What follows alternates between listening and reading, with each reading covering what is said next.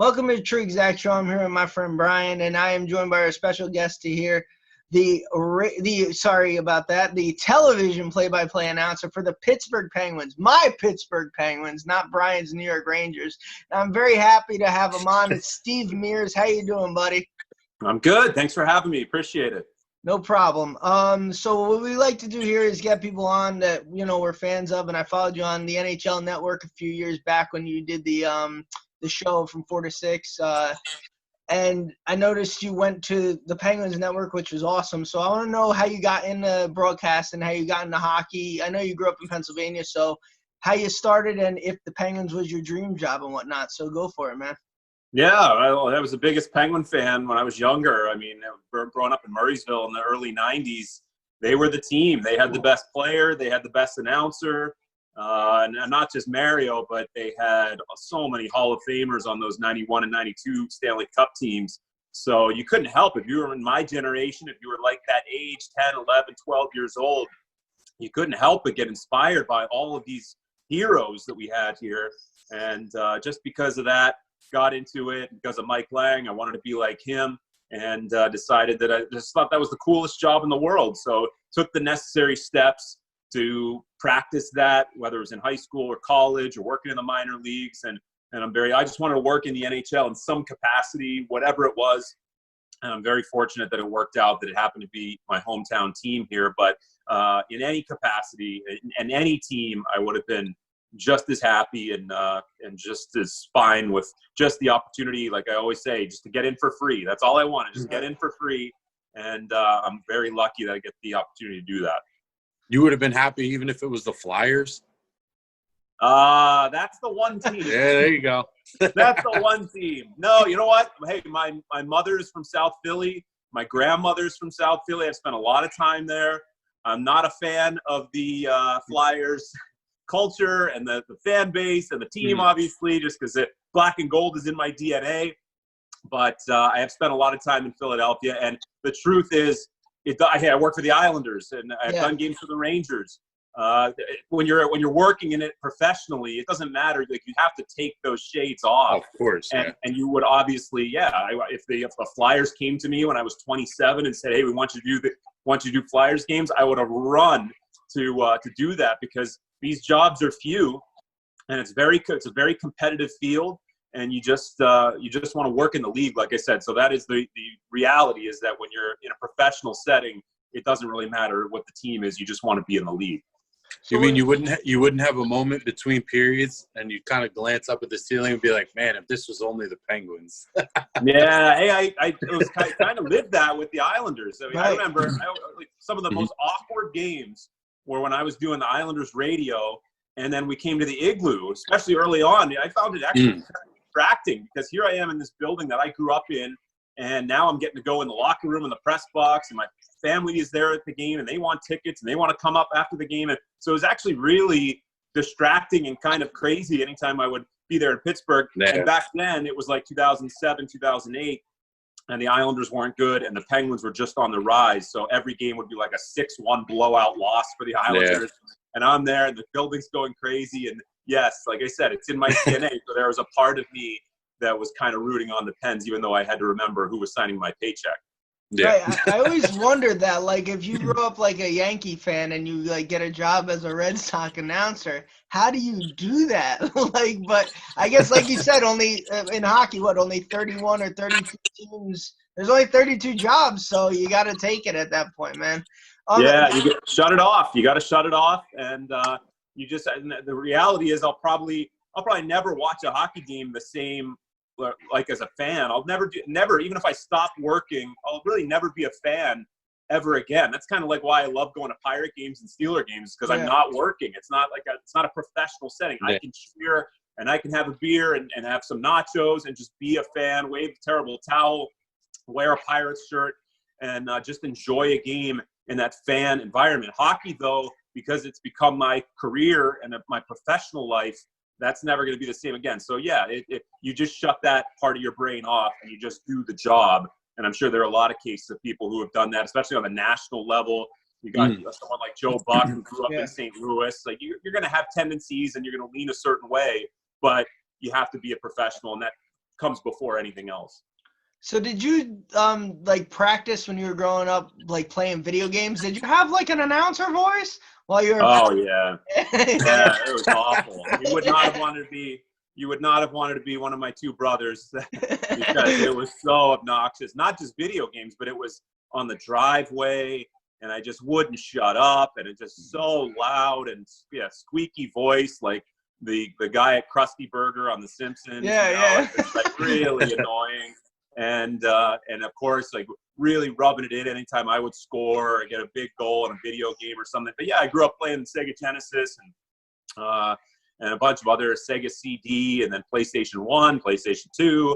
So I played all the hockey video games. That was like an exciting day when the EA Sports game came out, to get that newest version, to see who was on the cover, and then to play those games with my brothers or play against the computer. It was just always so much fun. And yeah, I would practice announcing, and little did I know that it was getting me ready for a career in this, because those games are pretty fast and you have to keep up with the names and everything. You got to pronounce them. And I'm there, and I would record them into a little tape recorder, and I would practice just over and over and over again. And at the time, it seemed pretty stupid if you were just watching it, but in reality, it was helping me get used to the flow of calling a hockey game, which I think is the hardest sport to do play-by-play for. Right. Absolutely. Now, when you started, so you announced college games. When did you get the call from the Islanders? How old were you? Like, were you a young kid and it was just like, oh wow, this is amazing? Did it just happen like that? Yeah, I was relatively young. I was 27, or I was 26. So yeah, I was 26, and yeah, it was a dream. It was just, it happened really quickly. I remember I was going after their job. Their AHL affiliate had an opening for the play-by-play position in Bridgeport, and I was interested in that. And because I had kind of kicked open the door a little bit to their organization and going after that job along the way, and so much of it is timing, that the Islanders radio job came open, and I had kind of had a head start within their organization with that. So the timing and the luck worked out really well. I sent them a demo. They liked my demo. So it just worked out really well. I flew to New York. I'd never been to New York City in my whole life. That was the first time I went to New York and flew in and saw all the buildings and was there for the first time. That was my first experience in New York when I went to interview for the job. And I went in just kind of thankful to be there, but also with the idea that maybe I've got a shot at this. And they had me in mind, and they wanted someone who was relatively young, and the team was young and up and coming, and they were making a lot of changes. So they gave me the job, and it was a great stepping stone position to be in, just to get your feet wet in the NHL, to get used to what it's like. We were on a big radio station, and I was surrounded by brilliant people. My partner, Chris King, people like Howie Rose and Billy Jaffe, and just in the New York area, just seeing Sam Rosen and Kenny Albert and Doc Emmerich all the time, because we play those teams. And it was just such a thrill just to be around them. And I tried to be a sponge anytime I was around those guys, trying to be somewhat professional and trying to do my best and trying to learn from those guys. So it was really, really cool experience. I was probably in over my head, but it was a good starting point. And then you ended up at the NHL Network, right? I came to Pittsburgh first. I did a little Penguins radio. Right. The Islanders got rid of their radio broadcast to save some money. They had a simulcast. They decided to go to a simulcast. And that at the time was like an awful thing. And you lose your dream job. You wonder if you're going to get another shot ever again. But it turned out to be the best thing, because that brought me to Pittsburgh. Penguins were starting a new radio network, and it kind of got my foot in the door with the Penguins organization, and allowed me to come back and work here and do the radio and the radio hosting and some stuff on the scoreboard and 10 TV. And it was great, because it was the last year of the Igloo. Then the new building opened up, and the team was really good. It's a first-class organization. So, I went from Long Island to Pittsburgh and then to NHL Network. Nice. Brian, did you have a question? Oh, yeah. When you go on these interviews for the jobs, obviously they talk to you, they get to know you, who you are, they know your body of work. But, like, do you have, like, do they give you, like, a highlight or something to call, and then they listen to you do it? Sometimes they do. I've done a few of these kind of auditions or job interviews In some cases, the demo was enough. You send out maybe an email, or back then it was on a CD. You email like 5 minutes of your best play-by-play, and they can get a pretty good idea of you. And then there's like a normal job interview where you sit down and you have a conversation just like you're interviewing for any job. I have done the audition thing as well, where they have a host of candidates. And this also happens a lot with like studio type shows, like on NHL Network, where you have to do a mock show or a mock game. And it's like you're an actor auditioning for a part in a TV show, and they have say they've got 5 finalists. They all call the same half period of play-by-play, and then they can compare and contrast with all of them. So I've seen it all. I've seen like different methods. I've seen teams that have gone after some bigger name, more established guys. It's like, if Doc Emmerich ever was going after a job, they wouldn't need him to go audition. So, of course or not, send in his demo. All you have to do is like open your laptop, and you could just find him anywhere. So, so I've seen a little bit of everything. Every team has and every network has a different philosophy when it comes to that. That would be surreal if they actually made him audition anyway. Yeah, right. Hey, Doc, no easy job. Why don't you do a mock show for us? So you go in there and you just crush it, and it'd be like, okay, we got this guy. We got him. Yeah. Let's give him the job. I always wanted Doc Emmerich and Gus Johnson to do a crossover hockey. That would be amazing. That would be my favorite thing of all time. So how was it like? Because I used to have because I live in New Jersey, so for a few years I bought the NHL package so I could watch the Penguin games. And I mean, you replaced Staggy. How was that? Like, that's a legend, you know? Yeah, he's someone that I grew up watching. He was the color analyst. A lot of Penguin fans, maybe younger fans, don't know or aren't as familiar. Mike Lang did play-by-play. A lot of years it was a simulcast, radio and TV. And Staggy was the color guy. So I grew up with both of those guys, very influential. Learned a lot from both of them just as I was a kid watching Penguin games. And yeah, it was when they called me and they said they were making a change, and they tell me that someone's going to get the job. It was a tough decision because I loved living in New York. I loved being on NHL Network. It was so much fun. I worked with EJ Raddick, and being in that chair every day, covering all the stories in the hockey world, every trade, every type of big game that happened, every huge event, we were there. So as a hockey fan, I just loved that job. And it was tough. There was a decision that had to be made, but ultimately, I think my first love is play-by-play. And then, as you mentioned, just the fact that it's Pittsburgh, my family is here, and I can come back and live in this great city. It's so affordable. It's just a wonderful place to live. I know I'm biased, but it's a great place to live. And I thought it was a win-win because I love New York too. I love Pittsburgh. They're my 2 favorite cities. So either way, I was happy. Did you notice a difference between New York fans and Pittsburgh fans at all when you were doing the Islanders as opposed to the Penguins? Yeah, I know. I've known that for years, though. I didn't need to work. I didn't need to work to know that. I mean, I remember going to the Igloo and seeing like well-traveled Ranger fans who would invade the Igloo. I remember the Rangers had a good following that would come to Pittsburgh. The Flyers and Caps definitely did. The biggest one was Toronto. They would just invade the building. There would be blue everywhere. And this is like 30 years ago at Mellon Arena in Pittsburgh. So yeah, for years I've seen Ranger fans and just going to Penguin games and seeing what that's like and hearing the reputation of whether it's Yankee fans or so forth. The Islander fan base is really unique. And I've almost thought that there's a parallel between the Pirate fan base and the Islander fan base. The timelines are kind of the same, where they had these glory years within the last 4 decades or so. They had some big time struggles and have had some moments where they've started to come out of it, but then they get kind of pushed back down. And there's a lot of frustration. There's a lot of frustration with the Pirates fan base, and there's a lot of frustration with the Islanders fan base. And the good news is that at least lately, I think both of the organizations are trying to take some positive steps, especially the Islanders, taking some steps in the right direction and trying to get back on some solid ground. But yeah, but the Islander, it's like a dormant fan base. Long Island with the glory years of their dynasty and a lot of frustration because they are like no sports franchise with the amount of ownership gaps and horrible trades and past owners who were off the jail for various reasons. I mean, it's like it's like you can make a documentary. Some have. You can make a long documentary about what that fan base has had to go through, but they're unbelievably passionate. And I give them a lot of credit because they still show up at Nassau Coliseum. They have the tailgating atmosphere. It's kind of like a small town atmosphere where it's just like such a big event, and it's a big part of the community of Long Island. The only thing is, though, they just have to get back to like Stanley Cup contention and hopefully relive those glory years of the 80s. And maybe even more fans will probably come back out of the woodwork. So in Pittsburgh, I have to ask, because Brian here is a Steeler fan. Yep. And obviously football rules the world, in my opinion. Are the Penguins, do they get as big as the Steelers when they're good? Yep. Yeah, they probably have. I mean, over these last few years with especially a younger fan base. Mm-hmm.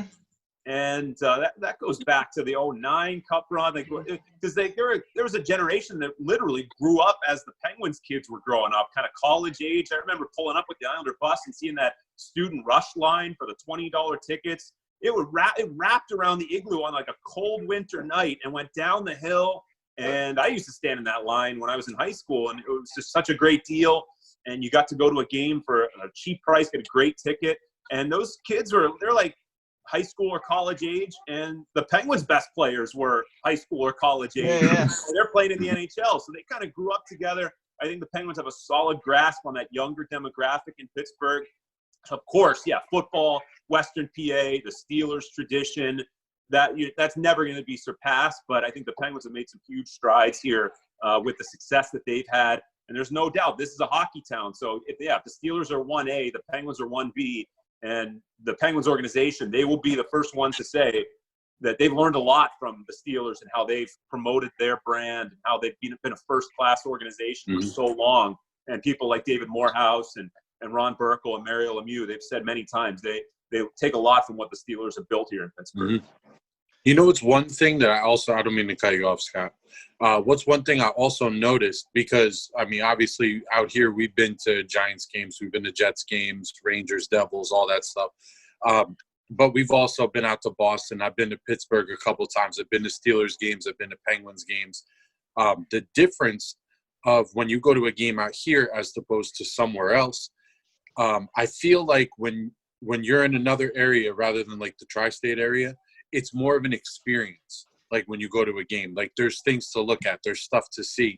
When you go to a Giants game, they don't want you in the parking lot long. They want you to get in, watch the game. There's nothing else to see, and get out.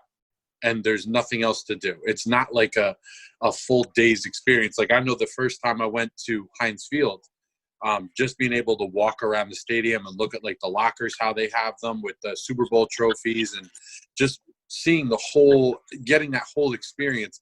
And I've been to MetLife Stadium plenty of times, and it's like you just go there and it is what it is, and that's it, and you're out. Yeah. I feel like that plays a huge role in the amount of people that come to the games and like really have that experience. I could see Yeah, that. I think a lot of it has to do with the stadium location, especially because we travel around to all the cities in the NHL, and some of the best are the ones that have like an arena district. I think Columbus is one of the best ones, where you have a lot going on around the arena, and you can make an experience out of it by going to dinner, and there's live music being played, and you can hang out with your friends, and then you go to the game. You might even hang out afterward and make it a long night, have a great time. Like MetLife is kind of a unique circumstance because it's out in the middle of nowhere. It's outside the city. It's hard to get to.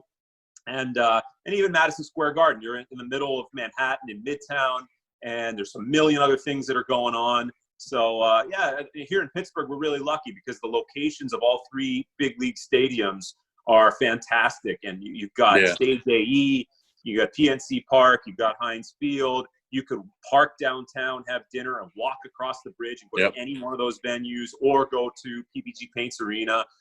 Philadelphia is kind of the same thing, a little bit more on the outskirts, but it's all centralized, and there's a lot of stuff that you can do there. So I just think it's about stadium location and what the other options are. And now the trend for a lot of these teams is to have more of an arena district. And like I said, I think one of the best and most underrated cities and road trips for a Penguin fan is Columbus, because it's close and the people are nice and it's a beautiful arena, and the arena district is so cool, and a fun city where they got everything from music to art, and it's a young college town, and they've got the Ohio State culture with Buckeye football. And I think that if I was going to take a road trip, a short one, that would be one of the ones on my list if I was living in Pittsburgh. Just drive over to Columbus and see the setup that they have.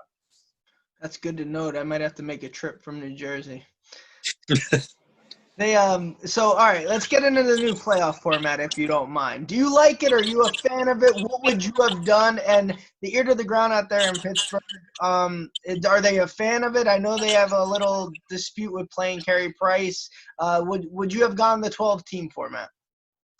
I like that you get as many teams involved as possible. I know it's not ideal, especially for a Penguin team that was almost definitely going to make the playoffs, and now you have to play what is kind of a crapshoot in a 5-game series against Price and the Canadiens. I think that you wanted to get as many teams involved because it was unfair. There were uneven amount of games played. So if a team had played 2 less games and they're, say, 2 or 3 points out of the playoffs and now their season gets finished, that's not really fair. And if the Penguins were sitting in that position, I think there'd be outrage if they were denied a chance to go to the playoffs. So you want to give those teams that were on the bubble at least a shot to get in.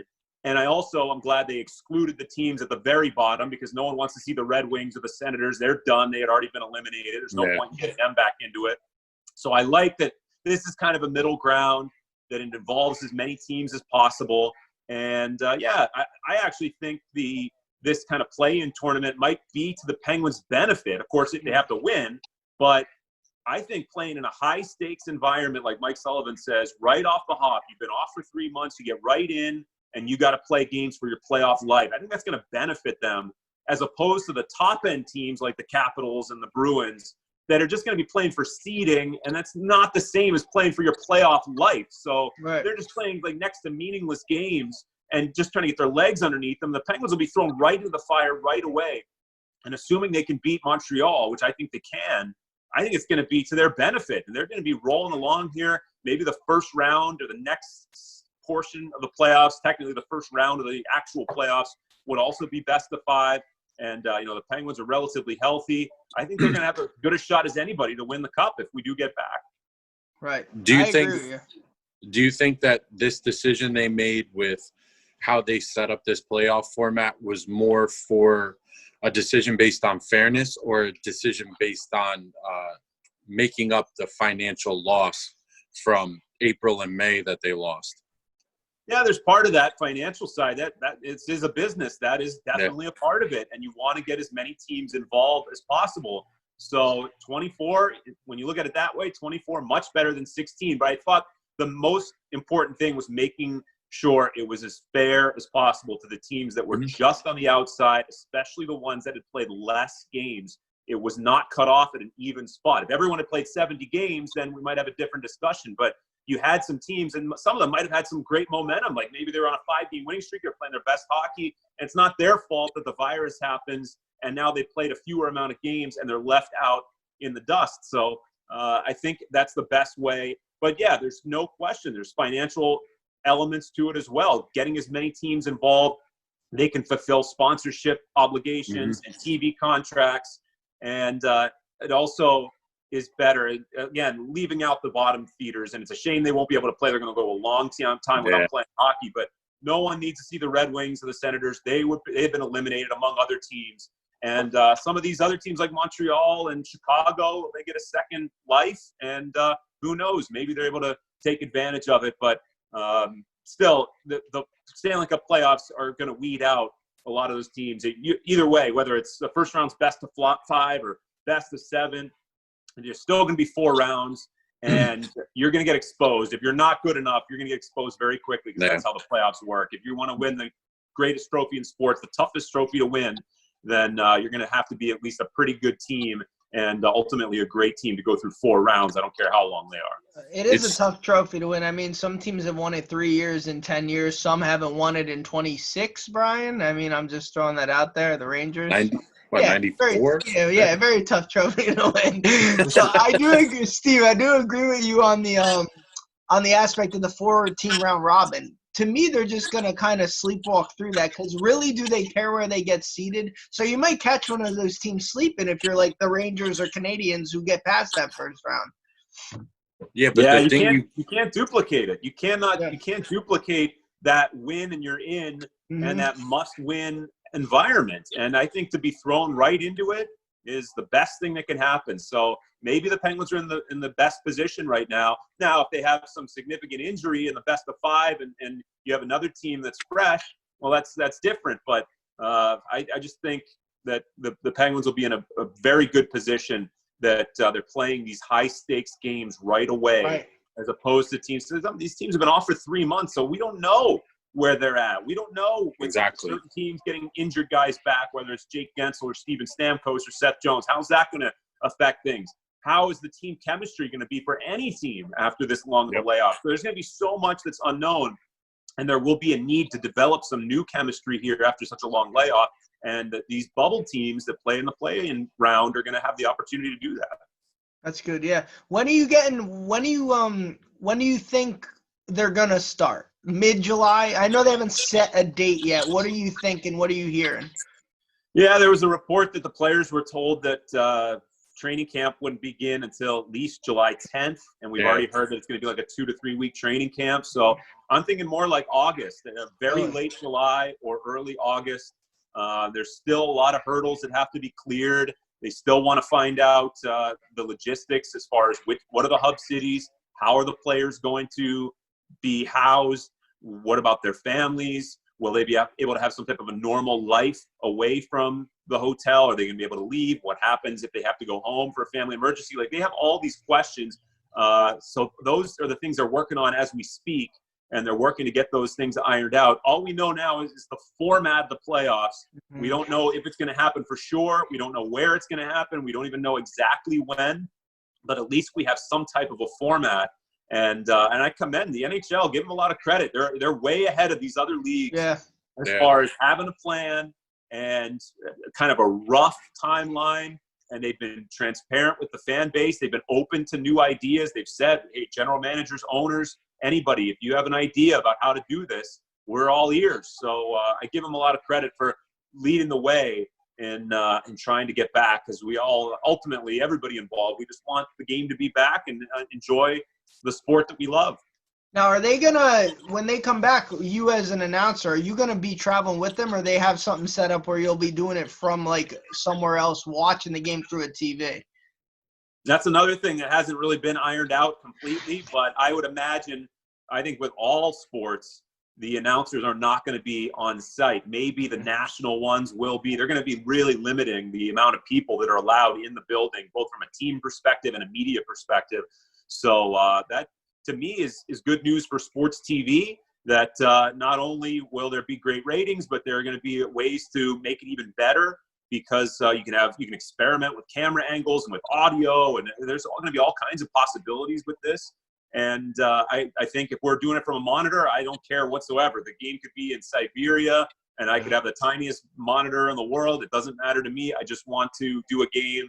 And I've actually done it before. I did 3 World Juniors off a monitor where we weren't on location. And it's not perfect, but it's not that bad.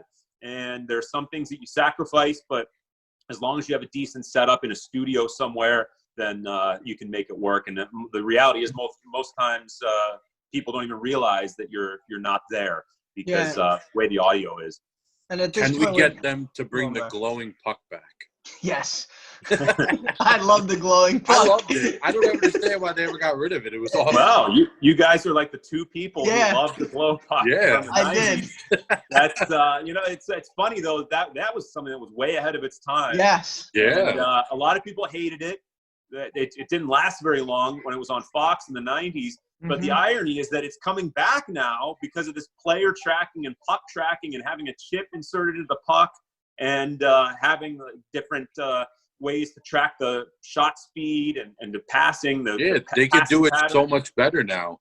Yeah, now you're looking at 20-plus years of better technology, so they can improve on it.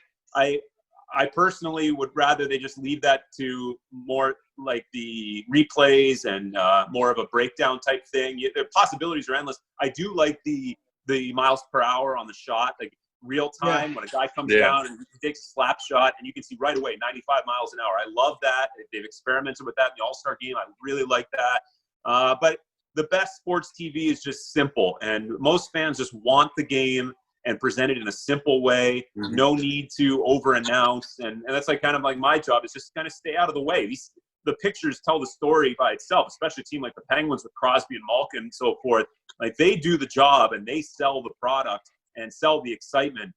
All we have to do is just sort of frame the picture and basically just get out of the way, because it's just, the fans are there. They're not there to see or listen to me. They're there to watch these great athletes. You've been around, obviously, the Islanders, the Penguins. Who's the most talented player you've been around? People might not think. Like, obviously, Crosby, Malkin, but is there someone that stood out to you like, wow, this guy has so much ability. If he just put it all together, he could have been one, like, really great? Yeah, there's so many. When I look at the Islanders days, the captain of the team was Alexei Yashin. And he had some good years with the Ottawa Senators, and he was a solid New York Islander. But we would watch him play and just see this. He had the total package: the size, the strength, the shot, the vision. It just never quite came together to be a prolific scorer and player in the game. And it would kind of be maddening, because he did have some good years and put up some good numbers. Great guy, and I think there was just more there. And you just wish that he was able to put it together a little bit better, especially for those Islander teams. And in fairness to him, the teams weren't very good either. So that's one name that comes to mind with the Islanders.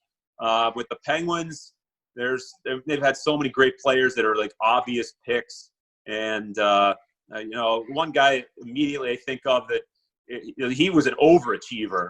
And I don't think people realize how good of a player Chris Kunitz was. Yes, yeah. And just like what he brought from a physical standpoint. This is a guy who was waived twice in 1 year, undrafted, and he ended up having so much success with all the cups that he won with Anaheim and with Pittsburgh. He was so smart, and that's why he was able to play with Crosby. He was one of Crosby's best line mates, was because he could think on that level, and he had the speed, and he threw some of the biggest hits. And he scored clutch goals, none bigger than 2017 double overtime Game 7 against Ottawa. So as like a complimentary player, but also as a guy who could play a top 3 role, Chris Kunitz, I think he overachieved in his career, and he got the most. He squeezed so much out of his natural ability, and ended up having just an incredible career. Do you think guys get called up with Crosby, it's kind of like you're kind of throwing them into the lion's den a little? Like, let's say a young guy like Bo Bennett, when he got called up, right? Like, you're kind of always expecting the next Crosby, and it's just not going to happen. And a guy like that might be so overwhelmed playing with him or Malkin, it kind of does them a disservice. Yeah, it's intimidating. A lot of guys have talked about that. It's intimidating. That's why I give Jake Gensel a lot of credit, because he's a young guy, still is, and he just fits in there seamlessly. And he's another guy. He's just so smart. He's not the biggest guy, but he's tough in a way that he'll take a hit to make a play. His hockey sense is, we hear that all, hockey sense, hockey IQ. He's the son of a coach. He is another guy who can think on Crosby's level and is so brilliant when it comes to the game and making plays and getting to this little soft area where no one sees him, and bang, it's in the net because he was open just for a half second and Crosby spotted him. Those things, you just can't teach that. He's just so intelligent, and he's not intimidated whatsoever. I've asked him about that, about playing with Crosby, and is it intimidating? And he says that that's the thing. You have to just play your game. You have to just worry about your game itself, and don't worry about trying to defer to Crosby, trying not to force things too much. And that list is long of players who did not work and tried to play on that line. It just, for whatever reason, there just wasn't any chemistry. But with Jake Gensel, it's been seamless ever since he first started in 2017. Jumped right in. So, but it has to be intimidating. You're talking about one of the greatest players of all time, and you're expected to produce. And if you don't produce, now you start squeezing the stick a little bit, and that could be really frustrating. Right. Now, Speaking of great players, I got one for you. Pat LaFontaine. He was a great player. Absolutely. Just throwing out the names here. Yeah. Well, he's one of the best. He was on the Islanders. Yeah. One of the best, Islanders and Buffalo Sabres. Buffalo Rangers. I think of 93 when Lemieux has the battle with Hodgkin's disease. He's an unbelievable amount of points behind LaFontaine, ends up missing 20-some games or so, and ends up catching him. He scored 160 points in 60 games that year. If he hadn't had the Hodgkin's disease, he might have broken the 200. Probably almost definitely would have broken 200 points, might have broken Wayne Gretzky's single-season record. But yeah, there's another guy who squeezed the most out of his career and wasn't the biggest player, and especially in an era where it was clutch and grab, and the bigger players they had a distinct advantage because they weren't calling the game as tightly. He was one who battled through concussion issues and made the most out of his career. So I give him a ton of credit. He was dynamic. He was definitely fun to watch. One of the best American players of all time. Now, when you started doing the Islander games or Penguin games, obviously it's your dream job and whatnot. Was there a certain player who you just commend for welcoming you in with open arms? One you could point out, like, all right, this guy made it real comfortable. He was one of the nicest guys there. Yeah, the Islanders had a bunch. One of them is the general manager of the Minnesota Wild now, Billy Guerin. And I remember being with him with the Islanders, and he was the captain of the team, and he was so funny and so fun to be around. And then, of course, he gets traded to the Penguins, wins the Cup. Then next year is when I came to the Penguins, and I walked into the dressing room the first day of training camp, and he just he was just shocked to see me. He's like, "Mearsy, what are you doing here?" I said, "Well, I work here now. I got a job with the Penguins." He goes, "Holy upgrade!" He was so excited to see me and happy that I had started with the Penguins and had left the Islanders. So he was that's one that stands out. Brendan Witt, the former defenseman, who was so nice. Bruno Gervais, Mike Sillinger. All these guys were just incredible. I was so young. Like I said, I was 26. I was an NHL rookie. They knew that. And they couldn't have been nicer and just friendlier, welcoming me in. Doug Waite is another guy. And then with the Penguins, when I started doing the radio, like in 2010, we had guys like Mike Rupp and Sidney Crosby and Marc-Andre Fleury. And these are wonderful people. Matt Cook was a great guy. Really? For all the trouble he got, all the trouble he got into on the ice, he was a great guy. Pascal Dupuis was a great guy, and they're all people you'd want to have a beer with, you'd want to go to dinner with. They're just incredibly friendly, humble, and they treat you just with a ton of respect. So, and that Crosby is at the very top of the list for me. But there's even on this team now, Matt Murray, Jake Gensel, Marcus Pettersson. You just can keep going down the list. Brian Dumoulin, Chris Letang. These are Patrick Hornquist. These are some of the best guys, and you see why they have so much success is because they treat others the way they want to be treated. All right. Have you ever thought about doing other sports or no? Yeah, I did. I did some baseball. I'm not calling games, but I did studio work with baseball when I was working over at NHL Network. Some people may not know that NHL Network and MLB Network are owned by the same company. They're in the same building. So people who work for one work for the other usually. And got a chance to do some baseball. I love baseball. Big Pirate fan, lifelong Pirate fan. Been working on some tennis, possibly going to be doing some tennis later on in the year. So hockey's my first love. I'm open to doing just about any sport, but I think if there was one that I'd love to do, it probably would be baseball, because that's like the complete opposite of hockey play-by-play. Much slower. You got to be a good storyteller. You have so much downtime. You got to be well prepared. Hockey, the action takes care of itself, and you have to have the challenge of just keeping up with the names and the speed. But baseball, I think, is a whole different animal and is also incredibly challenging for different reasons. So just being a lifelong baseball fan, I'd probably choose that one. Nice. All right, I want to get your cup prediction. Give us one. Come on. Don't be shy. Oh, I'm biased. I mean, I'm not going to not say the Penguins. So I do think they're going to have a really good chance. But how can you make a prediction? How do we know what? Like you'd say, like Tampa was one that's impressive. Boston after they went to the final last year. So some of those teams, the only ones that like I could see some team coming out of nowhere because of this unpredictable nature. I could see a team coming somewhat out of nowhere and winning it all. Like, I don't know, maybe a Dallas Stars or a Vegas Golden Knights or something.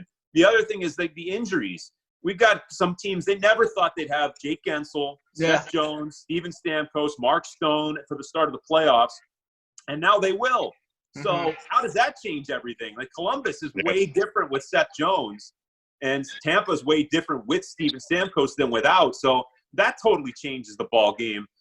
So this has the potential to be one of the most unpredictable Stanley Cup playoff years we've ever seen because of the layoff and anything that happened in March almost doesn't really matter anymore. If you had a 10-game winning streak, remember the Flyers were on fire. What does that mean now? Like there could be a completely different dynamic with those teams. And conversely, if you were struggling, now maybe you have a second wind and you're a completely different team. We just don't know how it's going to play out. Like if you have a fully healthy, fully rested Lundqvist, Oh, what God, could happen? just stop.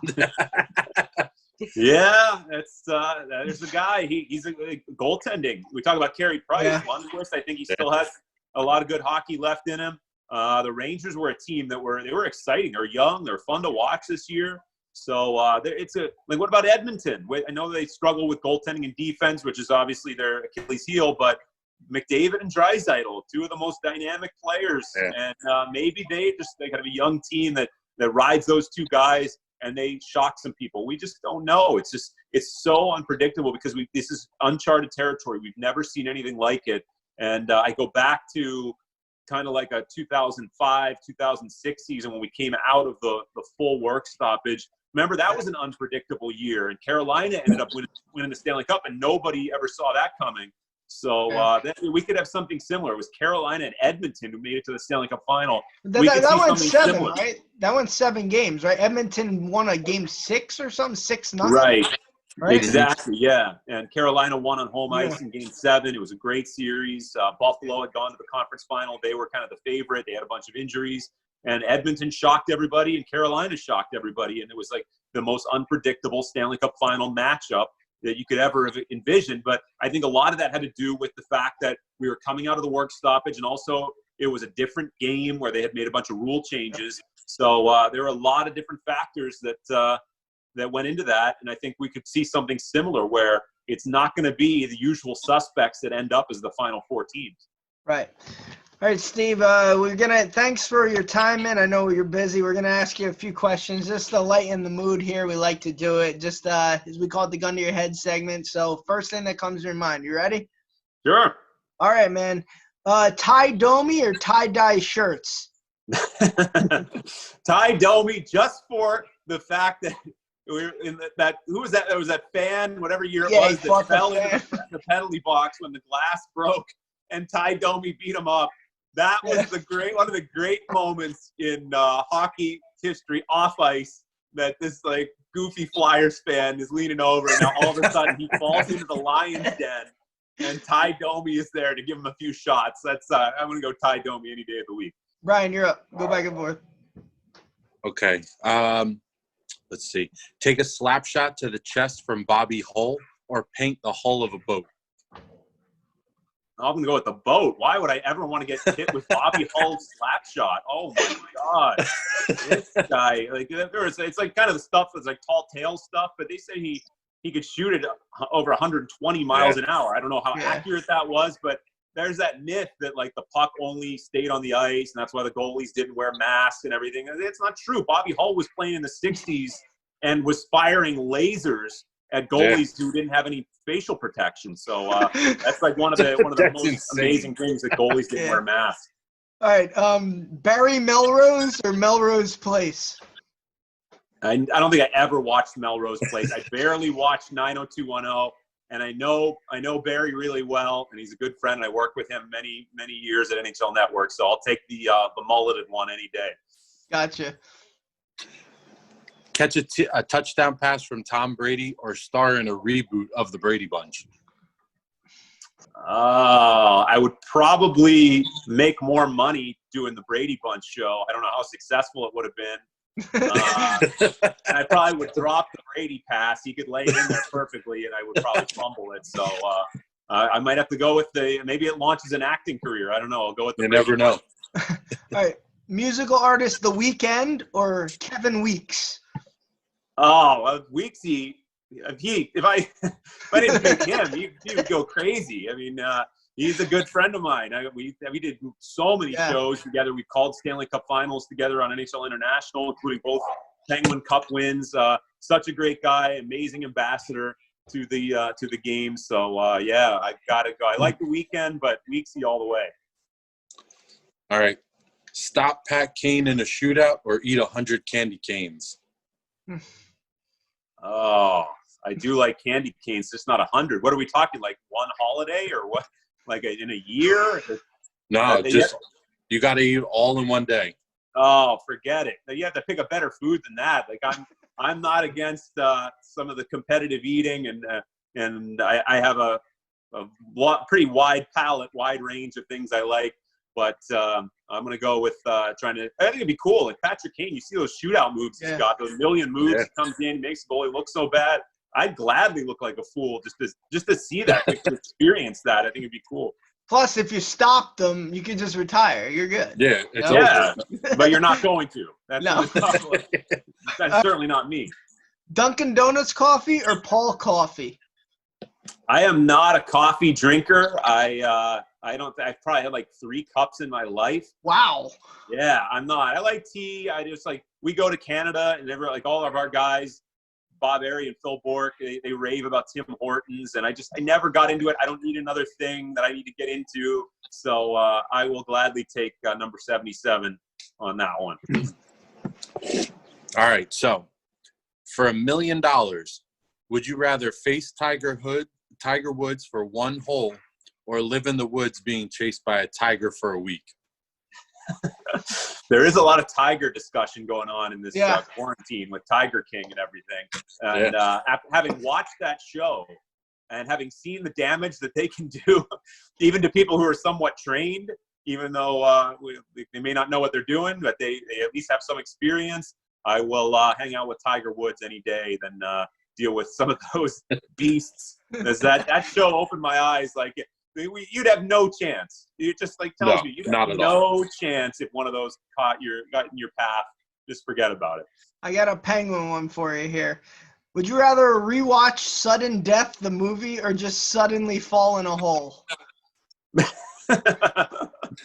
I was very fond of Sudden Death. Jean-Claude Van Damme, and I remember I was in middle school when that came out, and there were some people, I think some kids skipped school so they could be an extra in that movie and really? be at the Igloo. Yeah, I'm pretty sure that was something you could do.